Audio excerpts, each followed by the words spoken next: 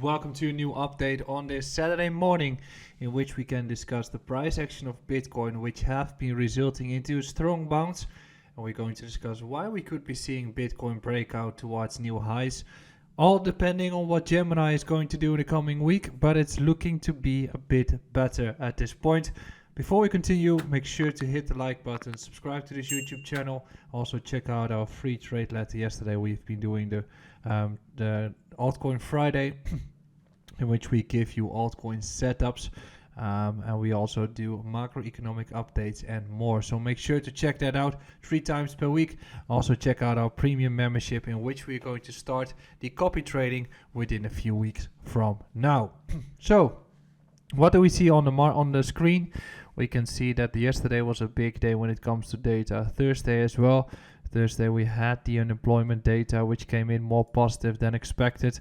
Then yesterday we had the unemployment data, which came in more positive than expected, as the unemployment goes back to 3.5%, while the expectations are 3.7, which resulted into the markets correcting significantly, as also the non-farm employment change has a positive impact. But then 1.5 hours later, the actual impact started to take place on the markets. And why was that? It's the ISM Services PMI, which is a level of diffusion index based on surveyed purchasing managers excluding the manufacturing industry. And it says that anything beneath 50 indicates that the markets are actually becoming weaker. Everything above 50 is positivity.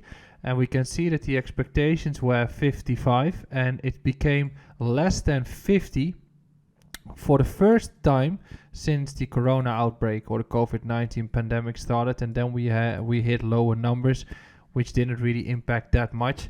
The last time we really had the number of 50, we don't even recall it, because the last time this took place was the crisis of 2008.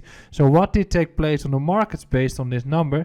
It impacted the unemployment, or it impacted the markets even more, and the unemployment rate didn't really move the markets at all. Why is that? Well, if we are first going to look at the yields, we can see that such a heavy number on the PMI shows that the economy is getting weaker, and the weaker the economy gets, the more likely the Fed has to pause the hikes, and then we get that fake relief rally on the markets before the recession starts to kick in. So what does that mean? If we see a number that is showing economic data is potentially pausing, or economic data is getting worse, which is the PMI number just before the weekend started, that means that the odds of the Fed pausing the rate hikes are going to increase. It doesn't mean that the unemployment data shows the effect of the weaker economy already. That is a delay of 6 months. So it will be coming there. It will be getting there in approximately 3 to 5 months from now. But we already see the factor of purchasing managers showing that the economy is getting weaker, or the markets are getting weaker. And that is resulting into the markets pricing in the case where the Fed will not be continuing the rate hikes. And that's why you see that the yields, and in this case the 10-year, has been falling off a cliff and will most likely continue to fall off a cliff, through which we can actually see that the markets of risk on are doing well. If you're looking at the 2-year yield, this one has also been falling off a cliff. Technically speaking, it went into resistance and started to drop. So I guess that we're going to see that outcome taking place in the next months. What did we see on the dollar? We did see a pretty bullish reaction on the dollar in the past few days, took out the liquidity on all the levels, and then it started to fall down here, through which it seems very likely that with the data of next week, which most likely will actually impact the markets as well. So let's get towards the data. Next week it's going to be Fed Chairman Powell will be speaking on Tuesday, not too important. And then we've got CPI on Thursday, which is going to be a big one. And we got consumer sentiment, but CPI is the key figure. If CPI comes in lower than expected, it will just fuel the entire drop on the DXY, and it will fuel the drop on the yields as well, resulting into risk on doing really well. So what do we see if the yields are falling? We do see that this one is rallying up. So today, or actually yesterday, we saw that the Nasdaq has been going up by 3%. The S&P has been going up by 2%.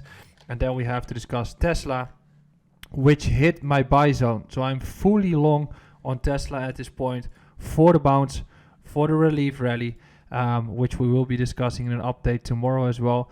I'm long on Tesla, and here we can see that I'm currently hitting the levels, expecting a rally towards 174 at least.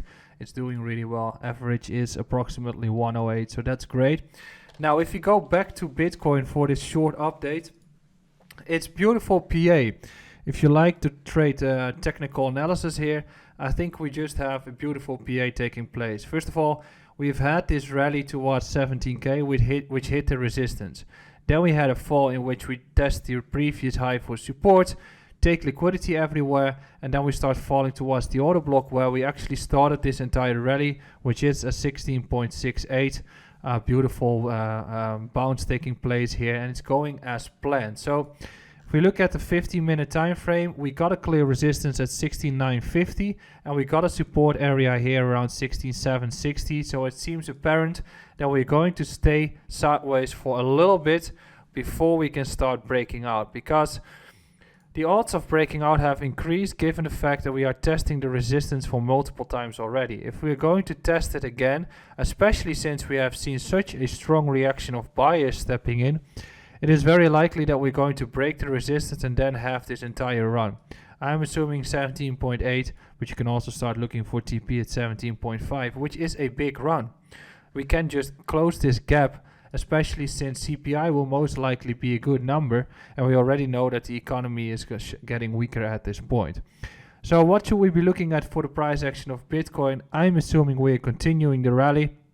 You should be looking at 16.7-ish if you want to get into a long, but I'll be discussing the economic data and more in the coming few updates. So make sure to hit the like button, subscribe to this YouTube channel, and I'll see you again tomorrow.